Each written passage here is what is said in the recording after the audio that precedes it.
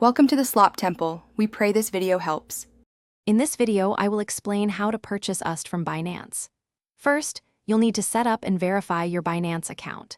This involves providing necessary identification to complete the Know Your Customer, or KIC, process. Once verified, ensure you enable two-factor authentication for robust security.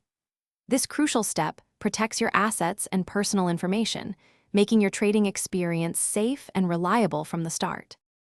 After your account is secure, the next step is to fund your Binance wallet. You can deposit fiat currency, like US dollars or euros, using various methods such as a bank transfer or a credit card.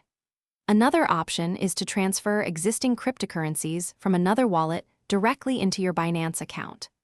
Always double-check the deposit details and ensure the correct network is selected to avoid any issues.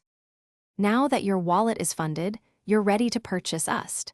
Head over to the Buy Crypto section on Binance. Here, you can choose your preferred fiat currency and specify the amount of USDT you wish to buy. The platform will display the current exchange rate and total cost. Carefully review all the order details before confirming your purchase to ensure everything is accurate. Once purchased, your USDT will be securely stored in your Binance Spot wallet. From there, you have several options.